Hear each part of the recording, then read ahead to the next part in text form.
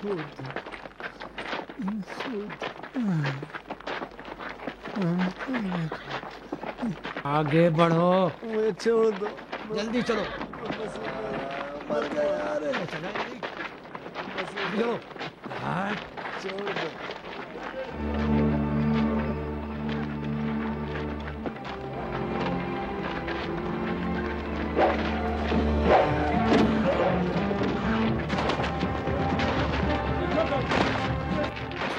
حملہ! یہ کون لوگ ہیں؟ لگتا ہے ہماری مدد کے لیے آئے ہیں۔ یہ کون لوگ؟ سپاہی ہیں، بادشاہ کے سپاہی ہیں۔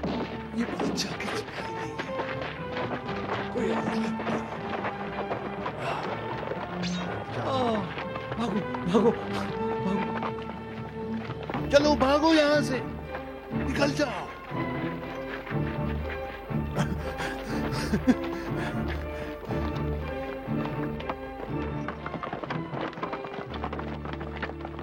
روم کی عظیم اور مقتدر شہنشاہیت کی سرزمین پر اور میری حکومت کے دائرے میں دن دہاڑے کچھ آوارہ گرد ہمارے سپاہیوں پر حملہ کر کے قیدیوں کو ہم سے آزاد کرا لیتے ہیں اور ان کو روکنے والا کوئی نہیں۔ بس تم لوگ کیا کر رہے ہو شہر میں؟ ان قریب شہنشاہ پہنچنے والے ہیں اور اس شہر کی حالت ہمیشہ سے زیادہ پرآشوب ہے۔ کیا شہنشاہ نہیں سوچیں گے کہ اس کی وجہ میرے نالائق مشیروں کی کمزوری ہے، اور یہ سمجھیں گے کہ روم کے 5ویں لشکر کا سپہ سالار دقیانوس اب اس قدر کمزور ہو گیا ہے کہ ایک مٹھی غدار ہمارے اڈوں اور سپاہیوں پر حملہ کر کے ہمارے سپاہیوں کو قتل کرتے ہیں اور اپنے لوگوں کو چھڑا لے جاتے ہیں۔ کچھ نہیں ہوا علی جناب۔ تم کہتے ہو کچھ نہیں ہوا؟ چند لوگوں نے ہمارے سپاہیوں پر حملہ کیا کہ جلد ہی گرفتار ہو جائیں گے۔ جولیس،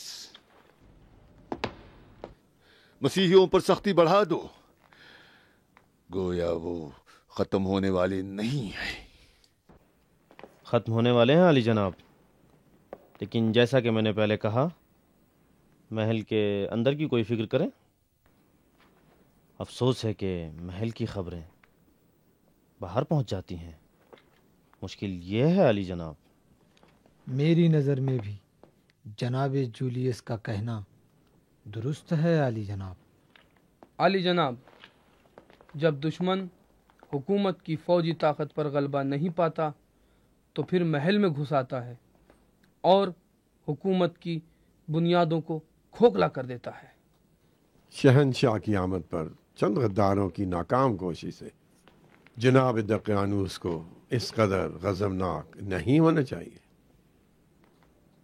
تم سب کے سب محل میں داخلی دشمن کی بات کرتے ہو، لیکن تمہارے پاس اس کا کوئی ثبوت نہیں۔ اگر سچ کہتے ہو تو ثابت کرو، تاکہ میں غداروں کو موت کا ایسا مزہ چکھاؤں جس کو تاریخ یاد رکھے۔